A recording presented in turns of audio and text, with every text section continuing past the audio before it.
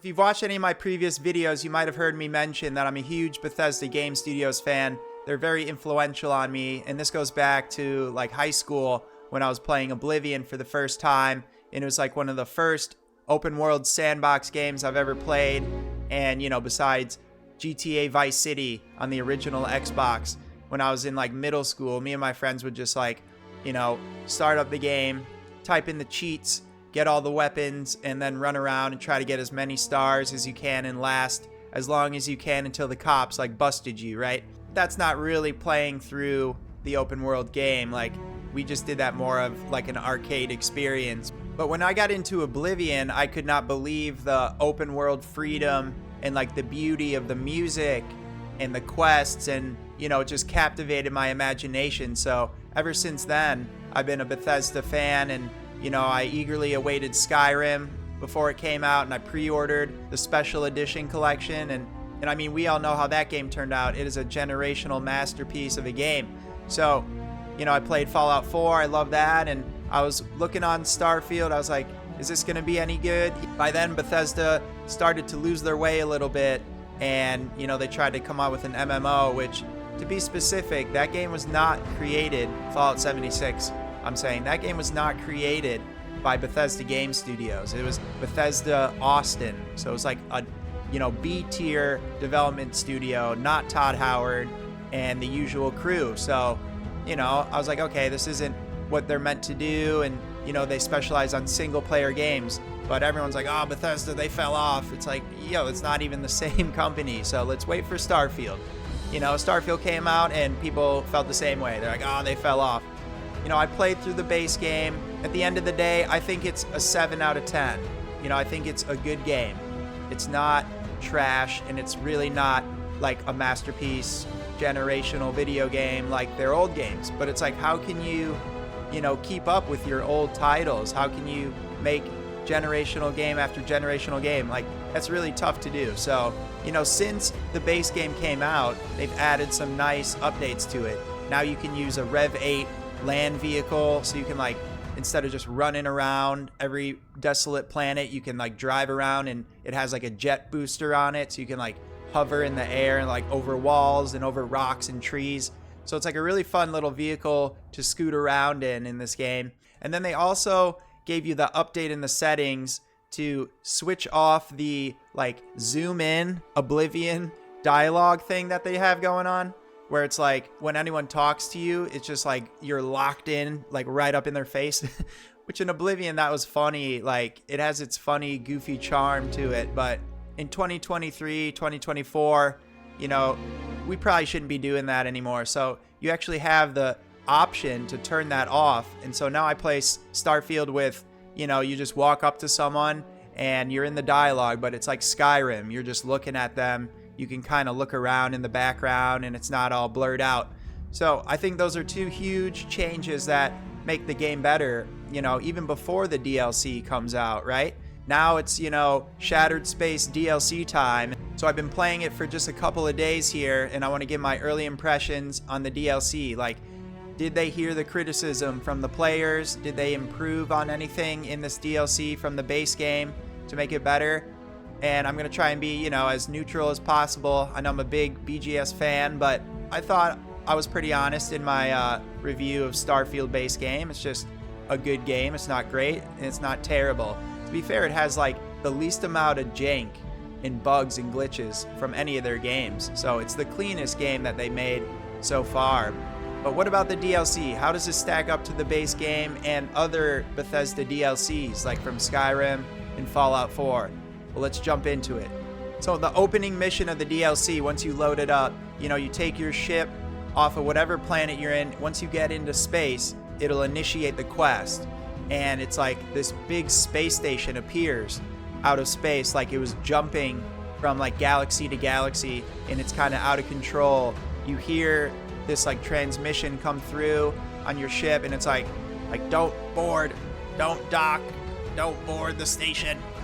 You know, it's like someone's in peril. So when someone's telling me not to do something, of course I'm gonna go do it. So, so you just fly right up to the space station, dock and board, and it is the opening mission in the game. zero gravity space station that has like some really nice vibes on the inside. You know, the rest of the game, the base game, feels like very like everything's bright and white and like fluorescent lighting. It looks like you're in a hospital everywhere, which is like probably how real space stations look. But the DLC doesn't have too many of these like bright fluorescent light, everything's white looking type of areas. So it's going for like a more spookier vibe, which I really enjoy.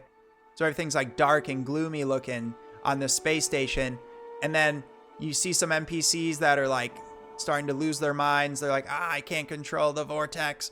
It's like this blue, like fluorescent blue energy and like material is like in the space station. It's taking over, and it takes over these people's minds, and then they start like attacking you. So you have to start defending yourself. And I was on New Game Plus when I went into this, and you lose all your items from the first playthrough. So I'm like really low on med packs. I was like, damn, I should have prepared better for this. So you're gonna shoot out with these enemies, and then like you find one NPC who's still like got his mind together. He's like you have to turn the gravity back on and power up this space station so we can jump back to its home planet. So you're going through this mission, which is pretty long, and it's pretty enjoyable. It's not just like random fetch quests. It's like, you know, you got to go find the auxiliary power, turn it back on, and you're fighting enemies, and you're picking up like new weapons, new clothing that they have, you know, for the DLC. So once you get to the end of this mission, you know, you're floating around in the space station the whole time shooting like zero gravity. You're in the air, and then, you know, you turn that gravity back on, and everything just like you fall to the ground. It's back to like normal gravity in there. It's pretty cool. And then you finally like meet this NPC that's been kind of helping you and guiding you in person. And then what happens to him? He loses his mind too at the end. So it's like, okay, you got to shoot him. But once you do that, you're able to control the space station, and you jump it back to the home planet of which it came from. And this planet is the brand new planet in the DLC. And what I heard about this DLC, you know, I haven't played the whole thing through yet, but I heard that Bethesda created just one planet for the DLC. So it's going to be like very well handcrafted. You know, it's not like 1,000 planets procedurally generated, which I didn't really like that in the base game. They probably should have just made like 8 planets that were all really handcrafted, and you can, you know, run around them and fly around the whole planet. So I think they heard the criticism, and they heard the players where, you know, they just made one planet for this DLC, and hopefully it's like super large and handcrafted and has a lot of unique areas in it. So far that's what I've experienced. You know, you drop down and you meet the people on this planet, and they're like, what are you doing in the space station? And it's like, oh, you know, they needed help, so I helped bring it back, but everyone's there's dead.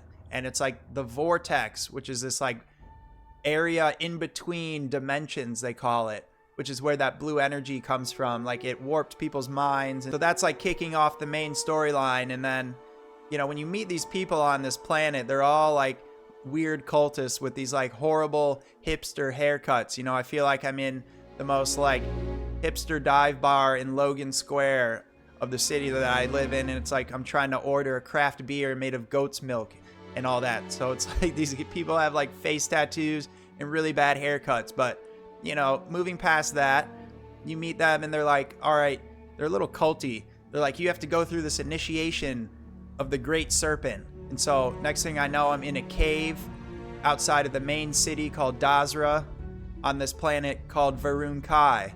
So the House Varun was mentioned in the base game a lot.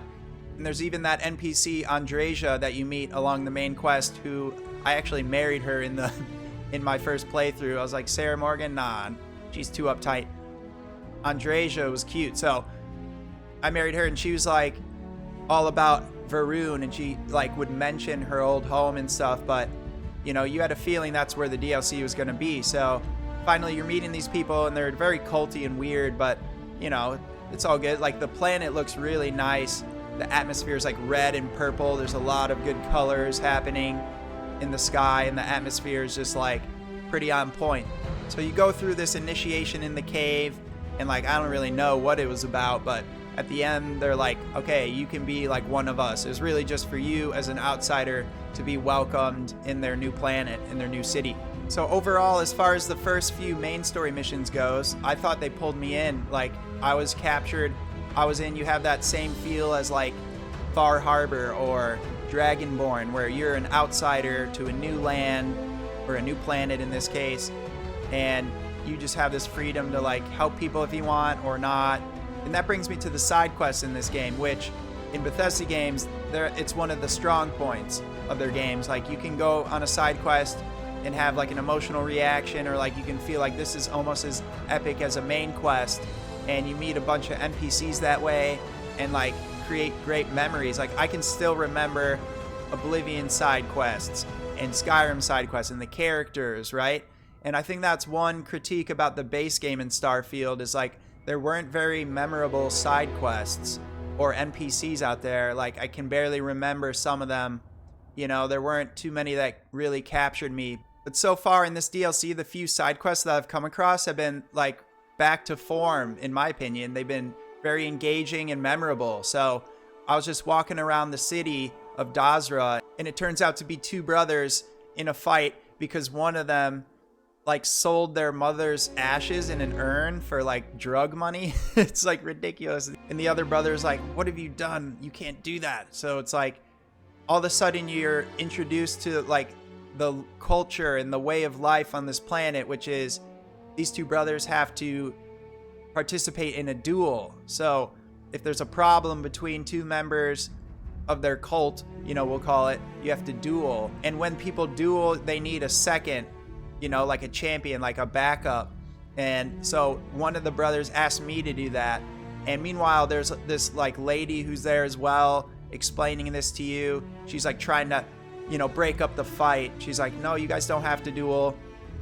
They're like, yes, we're gonna fight to the death because of this. You know, one brother's like, how could you sell our mother's ashes? And the other guy's like, hey, I gotta make a living somehow. I gotta make money. So at the end of this quest, you have like 4 choices on how to complete it. Like, do you let them fight? Do you favor one of them and let the other one die? Or, you know, this special ending, which I did, and I'm not gonna, you know, spoil it. So you can end up choosing multiple options of like how the quest ends, and you can end it like in a peaceful manner, essentially. And so I thought that was a really cool quest. And I was just walking around the city and I overheard them, and then the quest pops up, which, you know, that's classic Bethesda. I really enjoy when side quests happen that way. So after that quest, I went over to the healing center because I needed more med packs. You know, like I said earlier in the mission, I was low and it was like a struggle to get through the combat. So I was like, I hope they have med packs for me. And then all of a sudden there's like 3 more side quests just at the healing center. And one of them was like, go check on this old man and give him some medicine. So he's like living in a house in the city. So I walk into his house and it's like, oh, it's such a great quest. It's like this old man is like in his house. It's like a hoarder's house, you know, there's junk everywhere. And he's like, oh, I'm losing my memory. I can't find my things. And so you have to help like clean up his room. It's like a very charming quest. You have to help clean up his house, and then you have to help find his like memorabilia or his like little trinkets that he actually really likes and wants to keep. And then one of them you find is a music box, and you're like, here, is this important to you? I don't want to throw this out, you know, because you're throwing out all this other junk. And then you start playing the music inside the music box, and then he like starts crying, and he's like, oh, that's my old granddaughter's song that she would sing, and now she's missing, and I think she's dead. And it's like really sad, but it shows, you know, I'm a musician and I've heard this phenomenon before. It shows how like when old people hear a song that they used to hear all the time, like could be from like 80 years ago, you know, they like have an emotional reaction. They remember exactly like where they were. Music's like very nostalgic, and it'll take you back there, you know, to the time in which you were listening to that song or whatever it is. So, you know, this man starts getting emotional, and I'm like, okay, I'll try to like help find your daughter, I guess. But, you know, I haven't really went through with that yet. I don't think there's a quest to actually go find her. You know, a lot of people in the city are missing, and so that's just part of it. But it was like a sad quest and a little bit of a heartwarming quest too. So, you know, these are already memorable to me, and I'm excited to check out more of the side quests in this game and get back to the main quest. You know, I haven't played through the whole DLC, and so this isn't like a review. This is my first impressions, but So far, so good. I'd put this at like an 8 out of 10. Right up there with like the Dragonborn DLC or Far Harbor. You know, I think people really liked Far Harbor, but I just played through that earlier this year and like, yeah, it was good. I'd say it's like an 8, maybe a 9. But so far, Shattered Space DLC, it's definitely better than the base game. And I think Bethesda really listened to the players, and I think they tried to make something a little bit more like condensed to one planet and tried to make some more like engaging and enjoyable side quests and things like that. So that's it for me. I'm gonna get back to playing Shattered Space, and maybe I'll give like a little review when it's all finished up. But let me know what you think about the DLC. Are you gonna check it out, or do you just, you know, agree with the masses of people without even playing the game and think Starfield's trash? If you enjoyed this video, leave a like. If you watched a bunch of my videos yet and you're not subscribed, just subscribe. They're gonna pop up on your feed either way, so it helps me out. I appreciate you, and I'll see you in the next video. Peace.